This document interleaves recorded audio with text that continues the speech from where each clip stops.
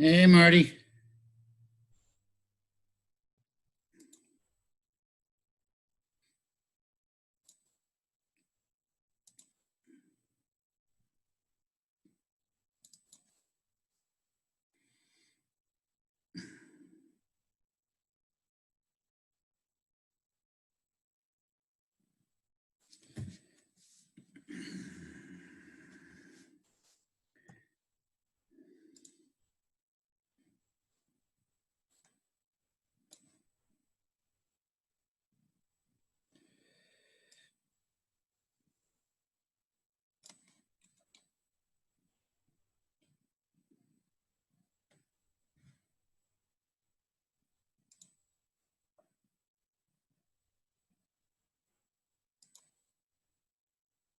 Hi, Marty.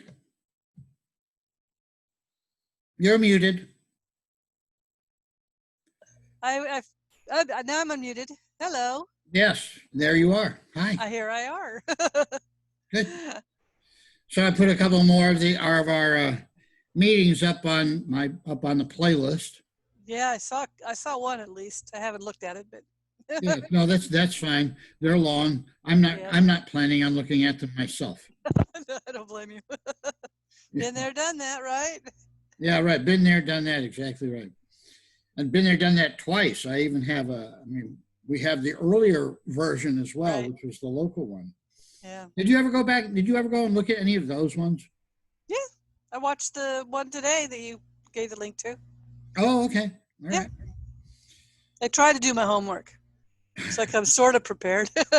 Don't remember what it said, but I kind of sort of get an idea. Well, that's all right. We'll see if I at least can somewhat replicate what it is I did before. Hey, new unit of time. Yep. All right, so we'll just wait around for some people. Sure. So in a couple of days, or no, I guess about 10 days, Shayla is going to have her Yep. Freedom Forum thing. I may or may not be able to go to that because we have a great grandson which is coming to visit in up in Salem, which is about a 3-hour drive from here. He's going to visit his. Okay, so we have the grandson that's going to visit his parents, which are in Salem, and he's going to be bringing his son with him. So and that'll be at about that time. We're not sure exactly when. But I hope you make it, because I'm going to be talking about he didn't like soup, and I'm not going to tell you what it's about, but he didn't like soup. Oh, I remember the story. Oh, do you? Okay. Oh, yes, I read the story at one time. I can't find it. Oh, okay. I found it somewhere. I remember that. Yeah, I've searched. I can't seem to find it. Okay. He didn't like. Well, let me real quickly. Author was Paul Ernst, Ernst. Oh, is that who did it? Okay. I'm gonna. So you're going to talk about that. Yeah, it's apropos. I was studying it on my course. It's apropos because what, huh? Well, I was studying it on my course, but it's apropos to what's going on these days. Oh, it most certainly is.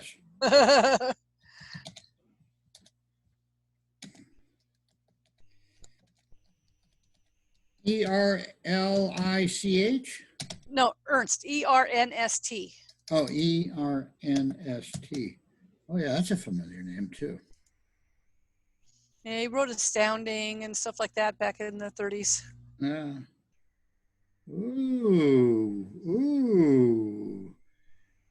Yeah, I'm on DuckDuckGo or whatever that's called. Oh, DuckDuckGo. Okay. DuckDuckGo, yeah. Did you find it? It says no results found. Yeah, I haven't been able to find anything. Oh, that interesting. Oh, I think it's just so old that it was just in one of the magazines that, I don't Yeah. know. Yeah. Yeah. Well, if I just put in he didn't like soup, I get a whole bunch of recipes for I know, for soup. sausage tortellini soup and potato leek soup and Yeah, I got the same results. yeah. Yeah. All right. Well, so my next thing that I'm studying on and going to be um, writing perhaps probably a number of emails about. I'm a few, usually I'm a week ahead on my emails, Hmm. but then things have started happening so rapidly in the last, in the last month or so. Right. After the COVID kind of started dying off, and Hmm. people were going, oh, it looks like we're coming out of it. It's like the bad guy said, oh no, we got to really ratchet it down. Right. And I we know. had a whole bunch of stuff happen from the beginning of June. So it's been June now. It's been these 6 weeks, and I have okay. We got somebody new coming on. So I have. So I've been right. So I got to a point where I was like only one day ahead. Oh boy. Now I'm at about 4 or 5 days. But and you notice that I'm doing a lot of stuff about racism. Yeah. Yeah. And uh, I keep running into. I mean, I keep just kind of banging into it. There's a thing called critical race theory, Oh yeah. which I have just started to look at, and it's very much like when I first started looking at legal realism. Hmm. And I wrote a whole bunch of emails about legal realism and still Hmm. bring it up from time to time now because it's what makes it impossible for us to have real justice is the fact that we have this legal realism. Anyway, the critical race theory is a legal theory. It's a Hmm. legal theory Yeah. and it is something that it's kind of the next step beyond, and it's kind of fascinating seeing what it's doing. So Yeah. I'm looking I forward think to doing some emails on that. I'm listening to The Great Society by Amity Shlaes, and Oh, I believe they mentioned that in her book. I'm listening to it on Audible, but okay. I think it's because it was in the 60s, mid 60s. Oh, really? I I read think. her. I read The Forgotten Man. Oh, that was great. I Yeah. didn't even know she did another book. Yeah, she's got a new one out. Well, it's been out for a year or two, but I finally got it. Oh, It's okay. called The Great Society. Johnson and Brendan. Oh, that Yeah. stuff. I knew the Great Society, quote unquote, sounded familiar. Yes, it did. Yeah, we lived through that. Yes, we did live through that. Exactly right. Vietnam and yeah. And yeah, exactly right. Oh, that's interesting. I am real interested to look at that. That's going to be fast. That's going to be fascinating too. Yeah. I think I can lend you the Audible book. I've never done it before, but I can research it. And if you want, do you want me to lend it to you when I'm done with it? If they let me? Uh, um, yeah. Find out if you can. But I have a whole stack of things that I'm I'm sure you do. yes. So I mean, if you go to the trouble and you say, okay, here it is. The book that you sent me about the Supreme Court decisions. Yes. I'm about 3/4 of the way through that and got called on to something else and doing something else. No. And I love that book. yeah, Supreme Power. yeah, Supreme Power, right? And it's still sitting in my stack too. Yeah, I understand. But those cases are truly fascinating. The ones that he does because they are the landmark turning point things that made it all different. I picked up another book called Introduction to Constitutional Law. Okay.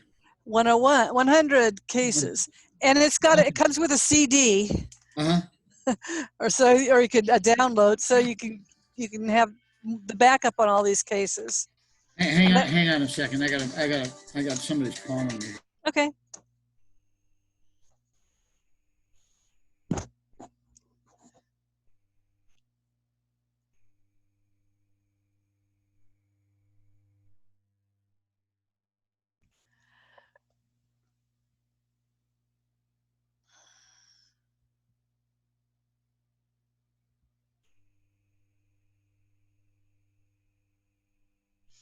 Hi, Kevin.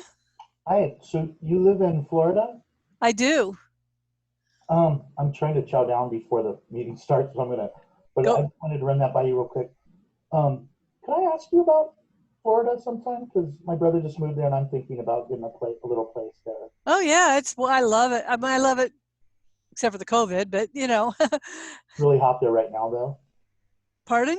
It's really hot there right now. It's well, they say it's real hot. It's a hot. It's in the 90s, in the high 90s, and it's humid. But it's like I don't mind. You're inside most of the time anyway. So Well, that's cool. Well, thank you. yep, sure, anytime. All right, Finish eating. thank you.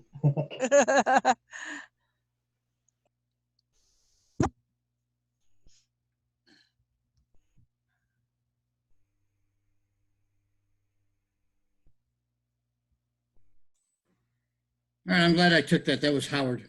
Okay, good. Is he going to be able to join us or no? Oh no, he is. He just didn't have the link from the Oh. email when he registered, and so he was trying to get on and figure out what's the name, what's the ID name, Password, and what's yeah, the password and all that. And I'm going, I actually don't know the password. I copy and paste it. Yeah, right, exactly. I mean, it's like it's just use your link that has it all in it.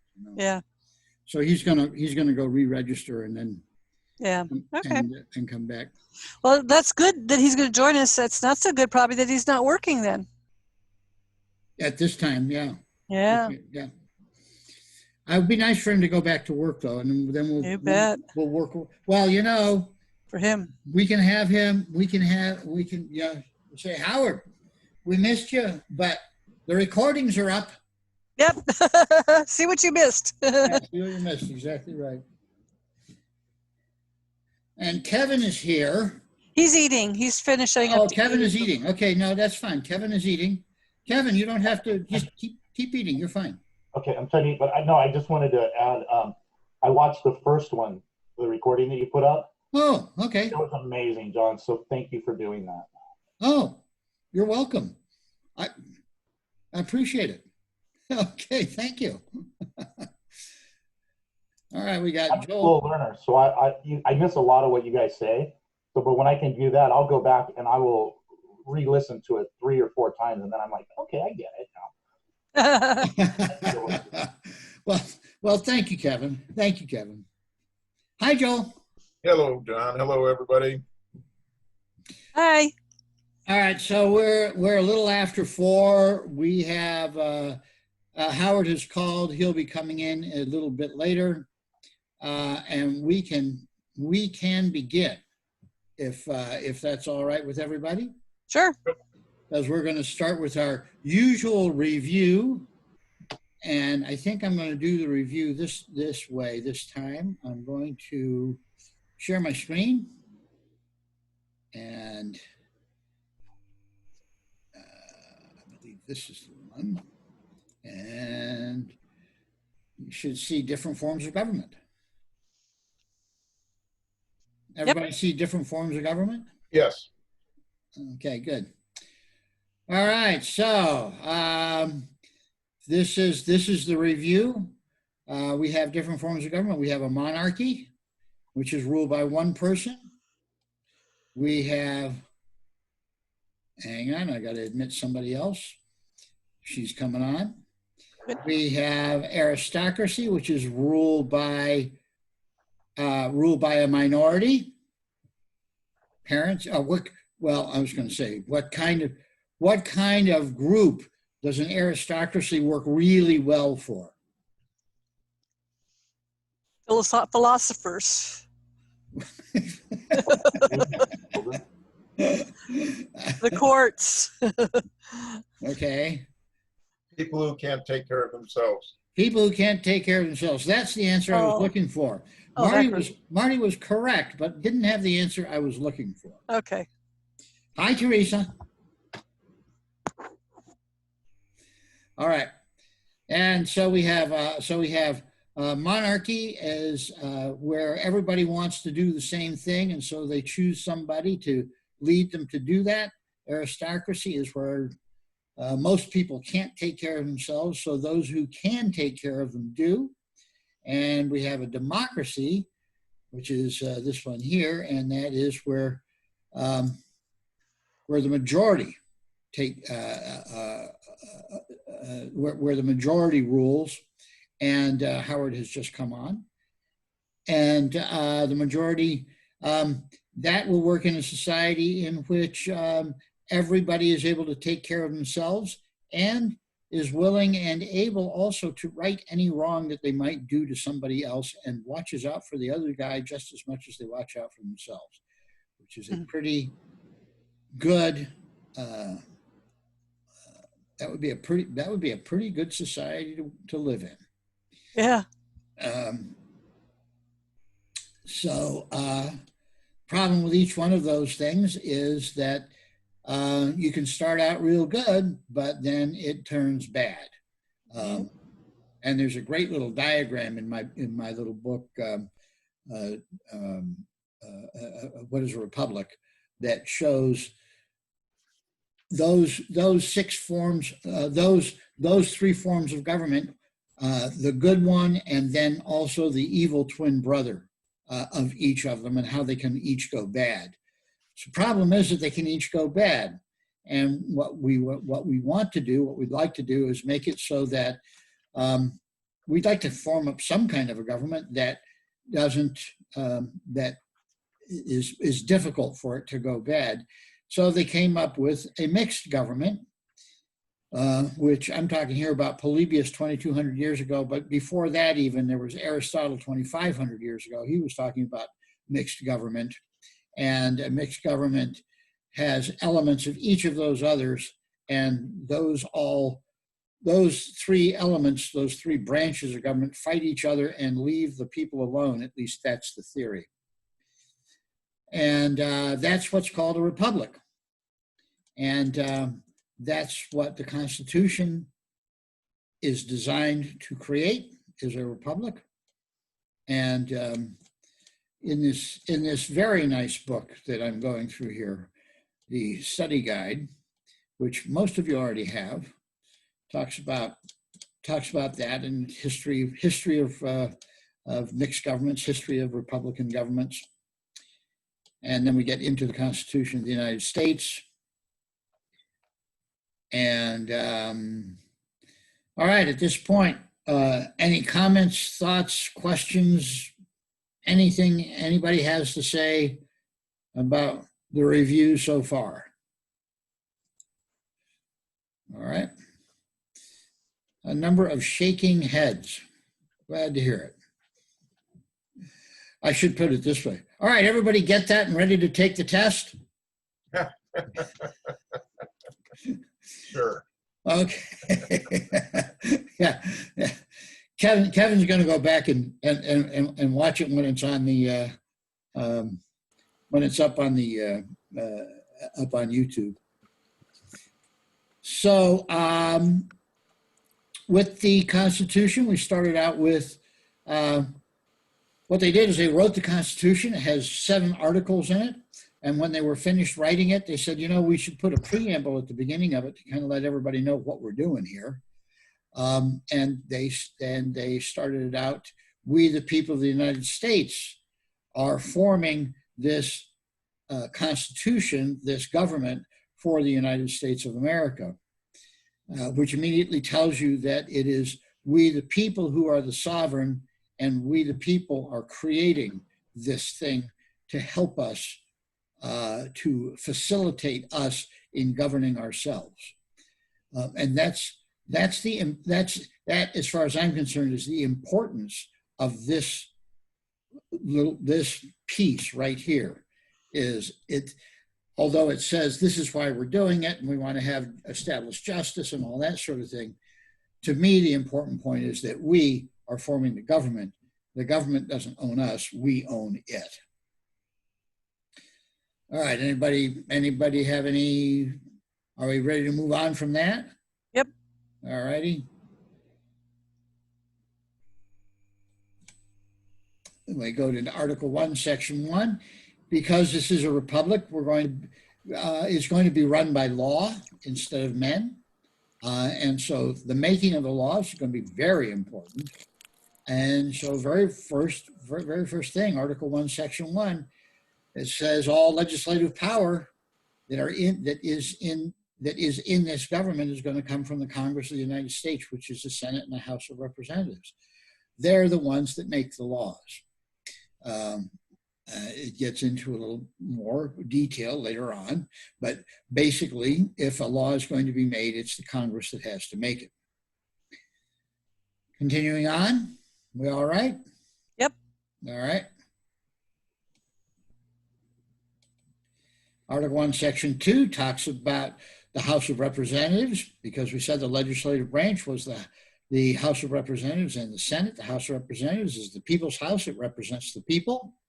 And it talks about they're elected every 2 years, what the qualifications of a representative are, how we figure out how many representatives they're going to be, what happens when vacancies in representation happen, what has to happen to fill the vacancy, and then the special power that the House of Representatives has. Well, number one is they choose their speaker and other officers. There is nobody else. There is nobody. The president, the Supreme Court, nobody can come along and tell the House of Representatives who they have to elect as their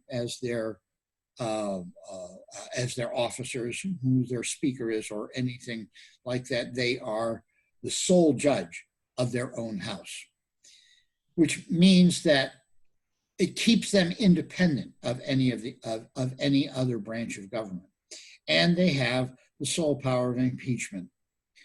Which means if somebody's doing something wrong, they can say, "Hey, we think he's doing something wrong," and then and so that's what that is there.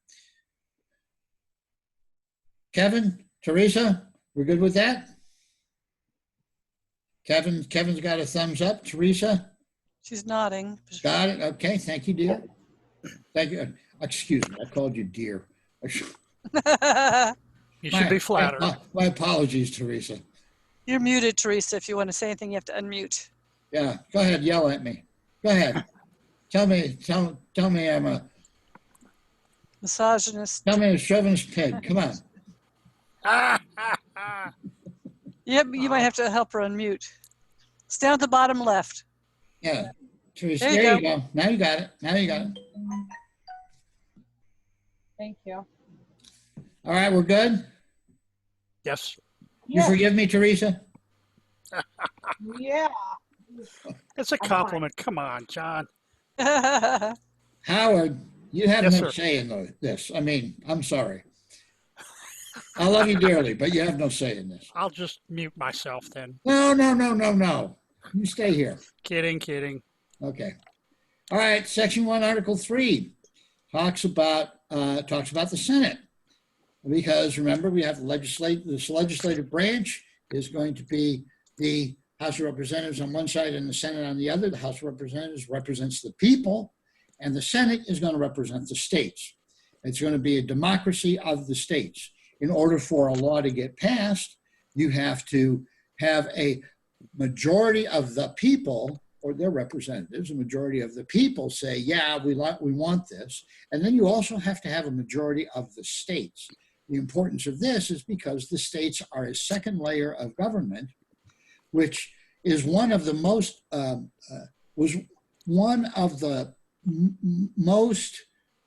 important things about the Roman Republic, which allowed it to grow and grow and grow, because when Rome would conquer, plus their army as well. That's kind of a given. But when they would go in and conquer a territory, they'd say, all right, now you have to pay us tribute, you have to pay us taxes, but we're going to let your own government that you have there, we're going to let them continue to be your government. You have your own leaders, you have your own religions, you have your own, any way you want to run your internal things. We don't care. All we want is our taxes out of it, which meant that there was then a second layer of government. And because of that, then the people were not oppressed by Rome all the time. and they could go to their local government, and things would get handled in their local government. And it was probably the best model for any kind of an expanding civilization that there was up until that time, certainly, and we are continuing it, or it is being continued with the United States. And it allows then each state to handle its own internal affairs, but you have to, in the areas that the national government, or what we call the federal government, is preeminent, you have to bow to them for that. They are the supreme law in those areas. And we'll get to exactly what those areas are a little bit later, because that comes up in Section 8. But for right now, it is that the Senate then represents the states. And so if this national government wants to do something that's going to harm some states, then the states get to stand up there and say, no, no, no, we don't want to have that happen. And if enough states feel that they're going to be harmed, then it does not become law. So it's a very important check and balance. And it talks here about that it's chosen by the legislature of the state. So it really does represent the state. That was the original intent of it. It got changed in 1913. I was not here last week, so what was the reasoning to change it? What was the idea behind the? Basically, the reasoning behind changing it was that it had become so corrupt, and Senate seats were for sale, and so now that is the story that everyone's told. However, you recognize this is in 1913 that this happened, which is right at the height of the Progressive Era, which was a period of time in which power was being centralized as much as possible. So looking at it from the lens of this is just looking at it through the lens of what if this was actually an attempt to centralize power? How would that work? How does this help centralize power? And I have a whole theory about how that might work, but that's not the place for here. But that is what that's one way that you could say about it. Yeah, Howard, what were you going to say? How about just a short thumbnail sketch of your theory, please? Or I'll give you one of my own. All right, Howard. Is everybody? Yeah. Okay, Howard, you have 2 minutes. Go. I really wanted to hear your version, not mine. No, I want to hear yours. Well, let's see. It must have been a secret plot, a cabal of people who wanted to centralize their power. Well, who would that be? There were progressives in both parties. Theodore Roosevelt was a progressive, so was our beloved Woodrow Wilson, also progressive. So that was the big theme of it all. Let's see. I just finished a lecture series called A Skeptic's Guide to American History. They said that after the Civil War, the Republican Party was the big government party, the build the railroads, build the canals, infrastructure, if you will.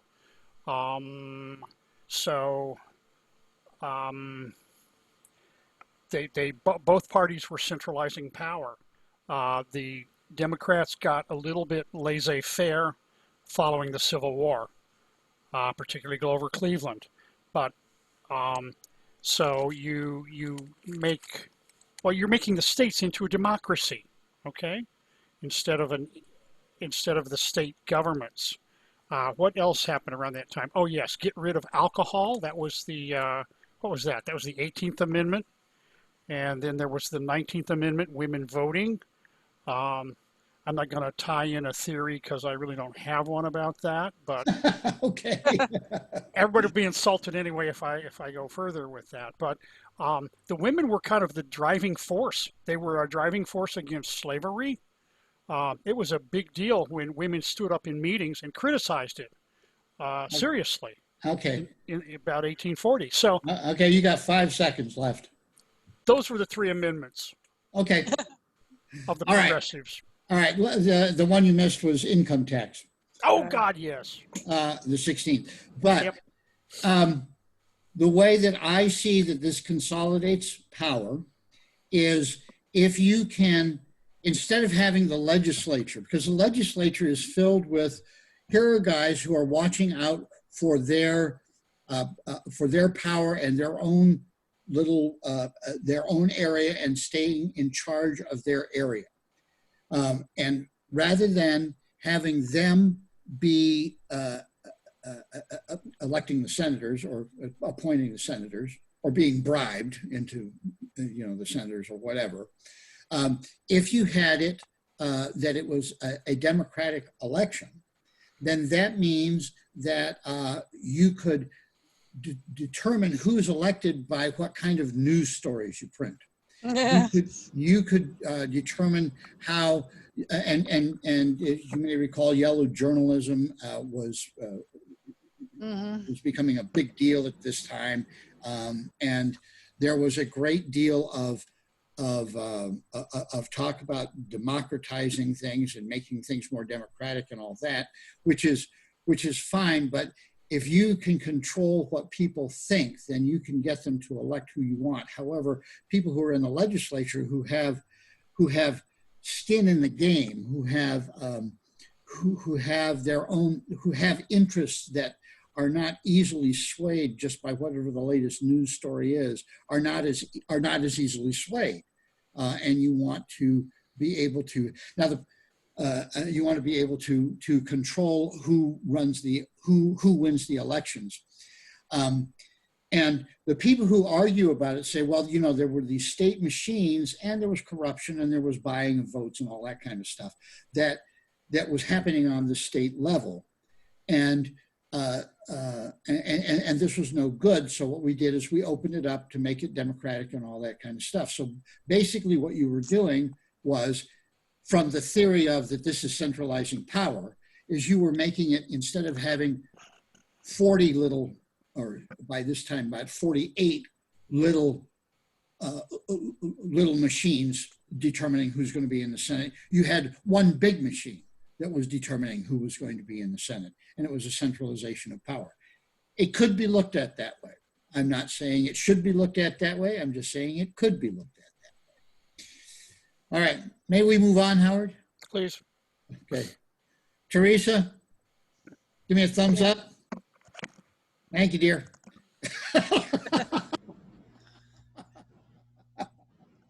Oh my gosh. John can't help himself. Oh God, I can't. That's all right. I'm used to calling Marty dear, so it's all right. Kevin, if I ever call you dear, we're in trouble. We're in trouble. So Article 1, Section 3 talks about the Senate, and it talks about who's in the Senate, how they get chosen, what the qualifications of a senator has to be, that the Vice President of the United States is the President of the Senate, that they choose their own officers, just like the House chooses their officers, the Senate chooses their officers. And when there is an impeachment, the Senate is the one that's going to try the impeachment and determine whether or not the guy is guilty. And then, as the last part of this, it talks about it reins in the power of punishment for impeachment. The only thing you can do with impeachment is get a guy out of office and make it so that he is no longer qualified. He's no longer eligible to be in an office. You can't throw him in the Tower of London. You can't take all his property away. You can't do all of the things that Parliament might do. So it's limiting their power in that case. so that's where we are. Now we're going to do Article 1, Section 4, and we'll do a few words here. Marty, you want to start with that one? Sure, adjourn, to close a session or meeting for the day or for a time, or to change the place of the meeting. Okay, everybody got that? Yeah. Thumbs up or nods or something like that? Okay, good. Next one is Kevin. Breach, do the two of them together. Breach. Yep. Sorry, breach. Fail to keep a promise or obey a law. Also an opening made by breaking through or a break in friendly relations. Breach of the peace. Breaking the peace, such as starting a riot. Okay, Yeah. so we in Oregon, in Portland, have no idea what that's about. No, Joel, I think you're next. You want to do one? Compensation. Yep, Payment for a job done. What a person is paid for a job. good. That's okay. All right, and by the way, if anyone wants to stop and we go over one of these more, I am perfectly happy to do that. Teresa, I'm gonna let you do both concur and concurrence. Okay.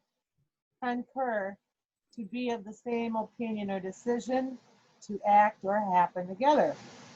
Concurrence, from con, together, and currence, to run. To be in agreement, the act or fact of agreeing together, of concurring. Okay. Okay, all right, good. All right. All right, moving on. All right, Howard, emolument? Okay.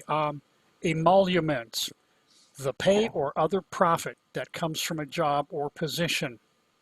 The things a person gets because of his position, like pay or gifts. All right. Like, can somebody give me an example of an emolument? Well, senators, any congressman gets paid for their position in the government. Good, exactly right. Exactly They- right. Okay, They good. probably also get a per diem, means expenses. A per diem would be an emolument. Yes. Right. And they get them from the Treasury, the U.S. Treasury. That's right, they do. Now, I believe the last amendment that got ratified, the 27th, Yep, was, I mean, after almost what? After more than 200 years, it got passed. And an office holder's emoluments cannot be increased until they have stood for an election. that's members of Congress. Members of, yes, exactly. That's correct. That is correct. Okay. Yes, interesting story with that whole one, and when we get to Amendment 27, we'll do that. I'm very excited about that. All right, good. All right, who's up next? I think we're doing Marty. Marty, you're Me. up next. Yep, felony, a major crime like murder or robbery. Good. Next one is Kevin. Prescribed, to set up as a rule or direction to be followed. Order. Good. We're good with that. Yeah. Okay.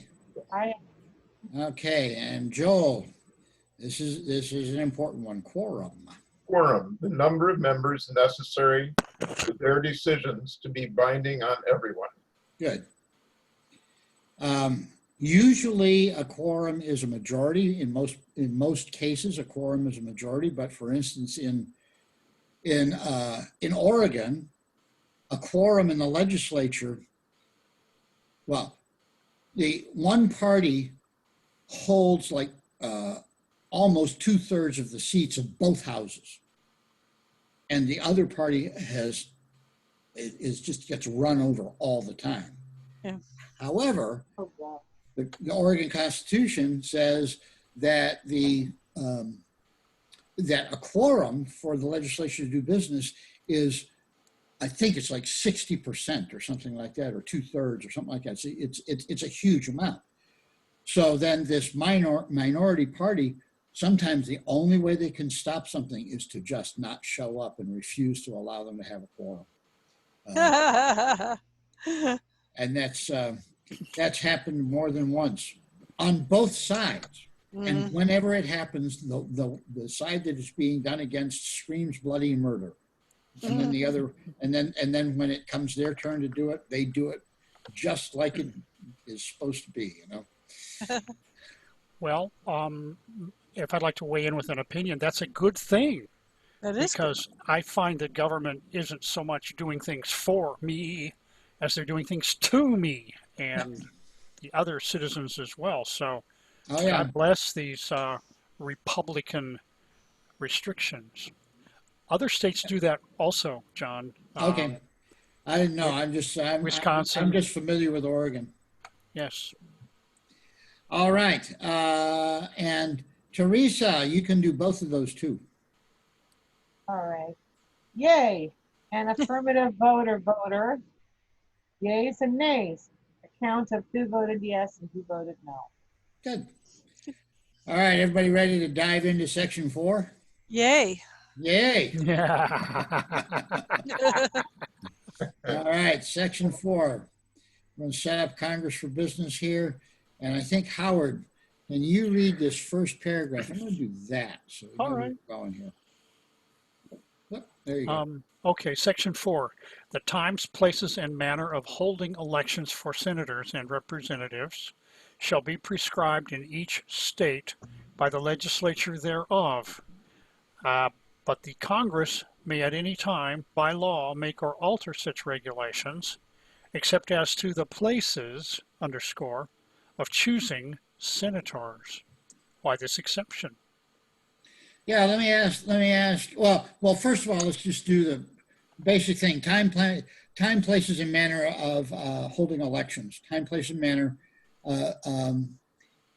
So, like for instance, there is a law that federal elections are held on the the first Tuesday after the first Monday in November.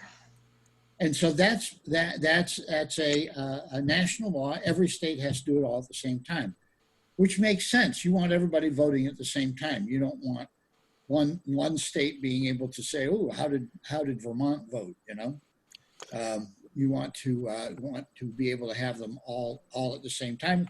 Talk about manner as to and places, whether you're going to have polling places, whether you're going to have mail-in or not, whether you're going to have absentees or not, how you're going to do that, and the manner of voting. It has to be a secret ballot. And that there are a few other things as well. For federal elections, you have to be a citizen of the state. You have to be a citizen of the United States in order to be able to vote in a federal election. So the state legislature can say, okay, we're going to set up polling places at every street corner. But it's Congress that can say, well, for instance, they might say, you can't hold it in a bar. I mean, they could say that because that's the place. They can regulate the place. Does that make sense? Yeah, but if bars are being discriminated against, churches ought to be discriminated against also. Sure, why not? And on a more serious note, Have been. if the election is to be on the first Tuesday after the first Monday in November, then these states that are doing early voting are clearly engaging in unconstitutionality as regards the election. Well, It makes it a lot easier to stuff the ballot box if you got 7 days. Here's the thing about early voting. I actually do not know what Congress has said about times, places, and manner to either rein that in or to regulate that. The Congress can make a regulation against that or for that or whatever. I just don't know what they have done. Well, the Constitution says what it says. No, what the Constitution says is that the state legislature determines how they're going to do it. That's what it says. Is the state legislature determines how they're going to do it. And then the Congress can step in and alter it, regulation, if they want to. Where does it say state? Oh, each state by the legislature thereof. Okay. Right. Right. So the states are in charge of their own elections. Right. Okay. And that is to make sure that this new national government that they were making can't take over the mechanics of making a vote and therefore being able to then start running the whole thing. It is a check and balance against that. So except for one thing, the places of choosing senators. And anybody have any ideas why that was? Why that would be? Why they did it that way? I watched the video, but let anybody else answer first. Well, it looks like you're outvoted. It looks like you're going to have to answer it. Well, in the video you did before, it talked about the fact that King George was changing, making the places far away from them or inconvenient, and so that's why they don't get to do that. Yeah, that's right. Declaration of Independence, and one of the points of grievance of the Declaration of Independence is that he would force the king would force the legislature to meet in inconvenient places and so on. And this, of course, is for the choosing of senators was being done by the legislature of the state. So if the legislature had to meet in some place that Congress said you have to meet in this place, they could make it in some inconvenient place. And so it is absolutely as Marty said, it is to make sure that we don't have that grievance against this government. We can have lots of other grievances, right, Joel? Just a few. Just a few. I thought this was really interesting, so I made this note that an 1842 law made House elections by district rather than at large. And why do you think that would be the case? Why would they do that?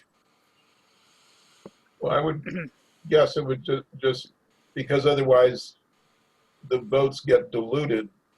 In other words, you're voting for a congressman, but you're voting at large for the whole state. So whoever gets elected, you don't really have any particular say with them. If they put it down to districts, you have a greater chance of meeting this person and actually talking or communicating to them. Right. Right. And the way that I view it is that if they're all at large, that means in Oregon, we have 5 representatives. All 5 representatives would be elected by Portland. Yes, that's true. Right. In LA, we used to have election of the city council by the majority. Let's see, there's 14 districts. The whole city decided who the representatives would be. And this was considered unfair by some minorities like blacks and Hispanics who wanted a black and Hispanic to represent them. So that was changed. The Yeah, charter so now was you have changed. you have, as you said, you have 14 districts now, right? 14 separate districts. Right, exactly right. It's exactly the same reason, so that people actually have a voice and can elect and as Joel said, you know who your guy is. Hopefully. Okay, next one is I don't know, is it like, That's the one. is it Marty's turn? The Congress shall assemble at least once in every year, and such meetings shall be on the first Monday in December unless they shall by law appoint a different day. Change to And, January and 3rd by the 20th Amendment. By the 20th Amendment, exactly right. So you got to meet at least once a year. And how many of us would like Congress to meet just once a year? Yay! No vacations. All right, so this was section 4, and it talks specifically about meeting, election, and meetings and stuff like that. And that's all that section 4 is about. Now, section 5 gets now into a different a different area, but it also is again setting up Congress for business. And Kevin, You want to, there we Section go. 5, each house shall be the judge of the elections, returns, and qualifications of its own members, and a majority of each shall constitute a quorum to do business, but a smaller number may adjourn from day to day and may be authorized to compel the attendance of absent members in such manner and under such penalties as each house may provide. Good. So this is basically saying that each house there is nobody else that can tell the House of Representatives or the Senate how to do their own business. They are the judge of the elections. So somebody comes in and says, I was elected to be a senator. They have the ability to look at and verify that he really was elected. The returns, what the returns were of the elections. And the judge of the elections, which means, I suppose, whether or not the election was fair, you could go to that degree. Yes, that's true. What the return on the election was, in other words, did it get counted right? And is this guy really 30 years old? And the qualifications of its own members, if they find that he isn't, they can say, oh, no, we're not going to do it. We're not going to allow you in. A member, and then it talks about a quorum. You got to have a majority to do a quorum. But if you don't have enough for a quorum, then the smaller number they meet together, but then they can adjourn from day to day and just until we get a quorum there. And that smaller number may be authorized to compel the attendance of absent members. They really got business that they got to get doing. But their way to compel the absent members is going to be in such manner and under such penalties as each house may provide. They don't have to have a law for it. The Senate can say, we're going to send out armed guards to bring them, but the House says, we don't think you should do that. They go, I don't care what you think. We're the Senate. We can do what we for our own people, for compelling them ourselves. Now, of interest on this was a 1969 case where a fellow, oh my goodness, I've lost his name. He was elected from Harlem, and he was in jail when he was elected. And Was that Adam Powell? Yes. Thank you very much. Yeah. So he was elected, and he showed up, and they said, "Wait a minute, you were in jail. We can't seat you." He took it to the Supreme Court, and in 1969, finally the Supreme Court said, "Yeah, no, you can seat him, but then you can expel him if you want, but you have to seat him." So did he get expelled after that? I don't recall. Okay. I remember Adam Clayton Powell. Adam Clayton Powell. I saw pictures of him, I guess, on TV or newspaper, and he had a mighty fine yacht. Did he? He Okay. did. All that bribery went somewhere. Went somewhere. Exactly right. Okay. And here is the next one. I think this is it Joel's turn? Yeah, I can do it. Okay. Each house may determine the rules of its proceedings, punish its members for disorderly behavior, and, with the concurrence of 2/3, expel a member. Right, which is what it did there. So I don't know whether he got 2/3 against him or not. So this has to do now with the members of each house. What happens with each of the members of each house? And then we go into the next section here, which I think it must be Teresa's turn. And Let me clarify something, please. Yes. The definition of house here is either the Senate or the House of Representatives, right? Correct. Okay, because you get more definitions for some of these things and it can get weird, Yeah, you know. oh, I understand. I understand. Representatives, you know? So, okay, all right. Each house shall keep a journal of its proceedings and from time to time publish the same, excepting such parts as may be in their judgment require secrecy. And the yeas and nays of the members of either house on any question shall, at the desire of 1/5 of those present, be entered on the journal. Yeah, now this is, I think this is a fairly important point, Yeah. because if somebody wants to just slide through it and there's enough people that say, no, we want it on the record who voted for what on this. We can't just have the guys that shouted the loudest be it. All Well, right. that's what they tried doing recently with the what was it, the impeachment or something, where we had a voice vote, but they called for what's his name, Massey called for a roll call vote, but they didn't get it Yeah, that was on the stimulus bill. on the stimulus bill. Yeah, and they did. We don't know who voted for it or not because they just took a roll call. They didn't take a roll call. Oh, really? Yeah. Oh, Yeah. interesting. Did he not get a second on his motion? Well, no, I- you had to have, you had have a you had to have 1/5 of those present. And he didn't have enough, I guess, present. I Everybody think was it out. happened twice. Everybody was out quarantining and wouldn't come That's back. yes, that's correct. So anyway, that's really a shame that we'll never know. We'll never know. Yeah. Profligate spenders are and who the fiscal conservatives Well, I think are. we know who the spenders are. Yes. Oh, I'm sorry. I wasn't supposed to say that. Okay. Yeah, it's pretty self-evident. Okay. Okay, Howard, I think you're up on this. Okay.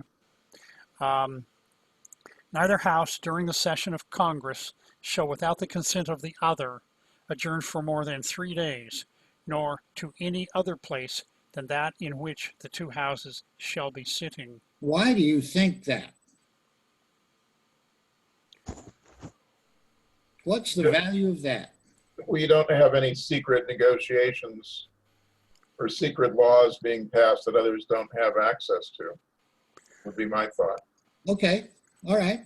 Well, you can't. It would lessen the obstruction of one house just going away and say leaving the Senate to do the business. I think that's more, Joel, what it Yeah, I see it, yeah.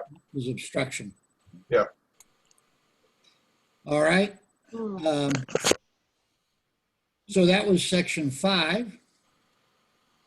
Section 6 is also this, and Marty, I don't remember this one well. I may, as you're reading it, I may stop you. at some- Okay. Well, that's Oh, okay. sorry, go Section 6. The senators and representatives shall receive a compensation for their services to be ascertained by law and paid out of the Treasury of the United States. They shall, in all cases except treason, felony, and breach of the peace, be privileged from arrest during their attendance at the session of their respective houses and in going to and returning from the same. Okay, okay. Yeah, this is, now why do you think, actually, go ahead, finish it up, and then we're gonna Okay. pick it apart. Go ahead, Okay. I'm sorry, start from right here. And for any speech or debate in either house, they shall not be questioned in any other place. Good, okay. So now, they're gonna receive a compensation out of the Treasury of the United States. And why do you think that's a good idea? What problem are they trying to solve here? Bribery. Good. Any other thoughts?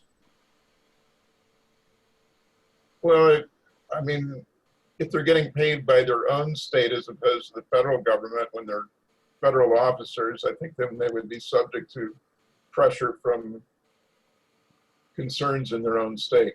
Yeah, true. Oh, yep. And yes. And that definitely was a problem in the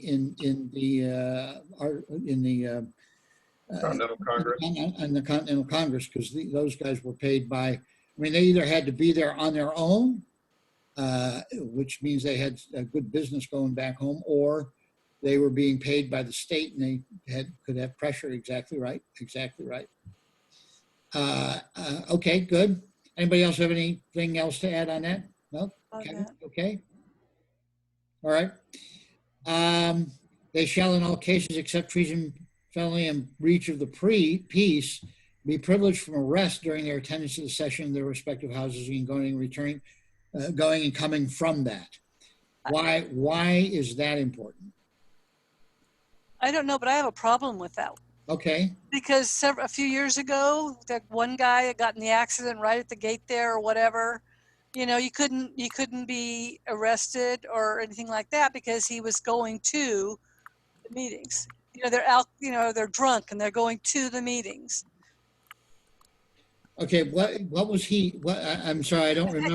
I think he got in an accident and hit the guardhouse or something. I don't remember what it was. It was something like that. I think it was I don't know if it was a Kennedy or not, but anyway, it was. Okay. They Oh, I couldn't do see. anything. I see. Well, okay. However, he did have to at some point answer up for it, did he not? I don't think he did. I don't know for sure, but I don't think he did. Okay.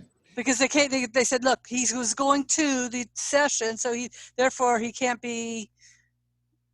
Well, certainly. Well, I can certainly see he couldn't be arrested, but and because that's what it says there for one, but also Right. because you don't want to have, you know, someone be able to trump up charges and therefore keep people from being in Congress. That's true. I mean, that's the big deal with that is trumping up a bunch of charges. I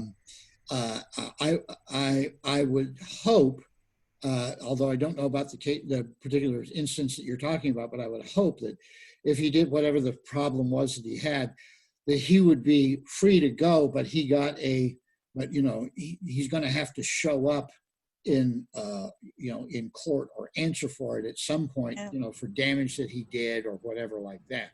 Yeah. I would hope. I would hope too. Yeah. Okay. Yeah, it would seem to me they're trying to keep kind of a purity to the running of the government. You know, keep it lifted up from all the BS that can go on. That's my take on it. And like you say, John, if somebody's trying to cause trouble, you take it up afterwards. It's just they're just trying to keep a purity to keeping the government doing what it's supposed to do that has a senior purpose. Right. Yes. Right. Yeah, which is what you're saying in this, so I agree with that very wholeheartedly. All right. Good. All right. And then the last one is for any debate or speech or debate in either house, they shall not be questioned in any other place.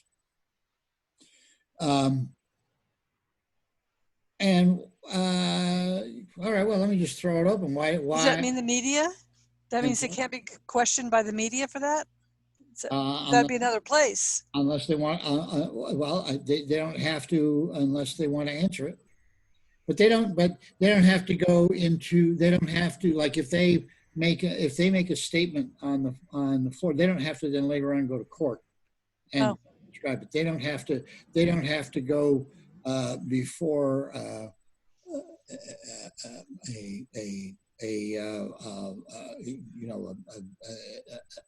committee in the other house. They don't have to. But my question is, why is that a good thing?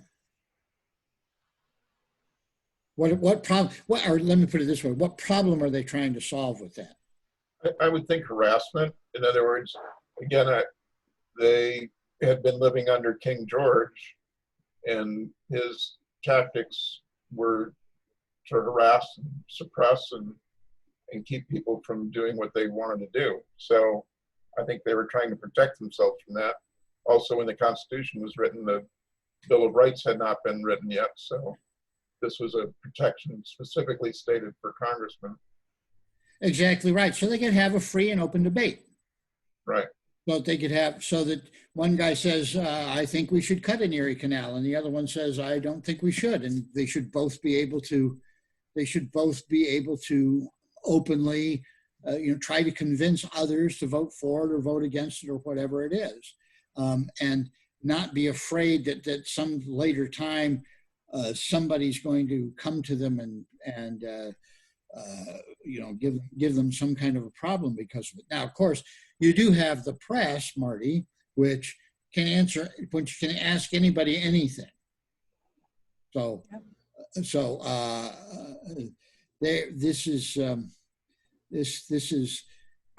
questioned in any other place means kind of official question in any other place. Okay, thank you. All right, we're okay with that? Mhm. Of course, we could also ask, how well is that working out for us, too? All right.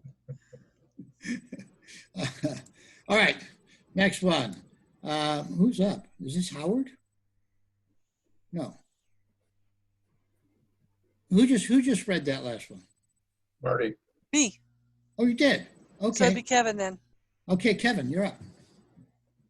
No senator or representative shall, during the time for which he was elected, be appointed to any civil office under the authority of the United States, which shall have been created, or the emoluments whereof shall have been increased during such time. Okay, we'll just stop it right there.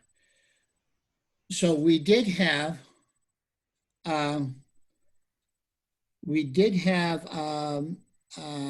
okay. So if you're a senator or representative and you are appointed to a civil office, like say Secretary of State,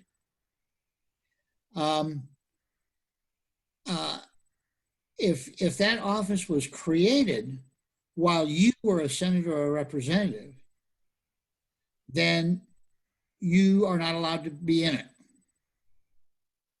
No senator shall, during the time you like be appointed right. under the authority of the United States, which shall have been created at that time.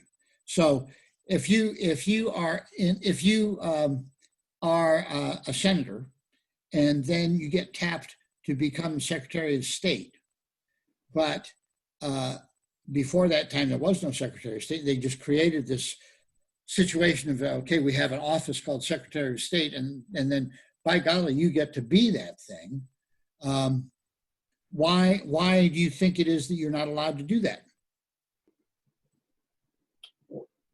You're crossing the powers of two of the branches of government. Right, and also you could, yeah, go ahead. Marty. Vested interest. Vested interest, exactly right. Right. You could have voted for it and gotten it passed with the idea that you're going to get to be it. Exactly right. Exactly right.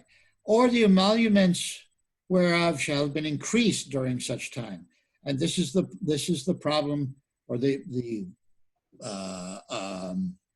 situation that Hillary Clinton was in when she was a senator from New York, and then she was Obama said, I want her to be Secretary of State. So she became Secretary of State. However, during the time when she was a senator, the pay of the Secretary of State had been increased. So they said she can't do that because the emoluments have been increased during that time. So there was a big thing going on that she really couldn't be Secretary of State. And does anybody recall how they resolved that? Yeah, that she accepted the lower amount. That's correct. That's correct. She took the post, but for the amount before it was raised when she was the senator.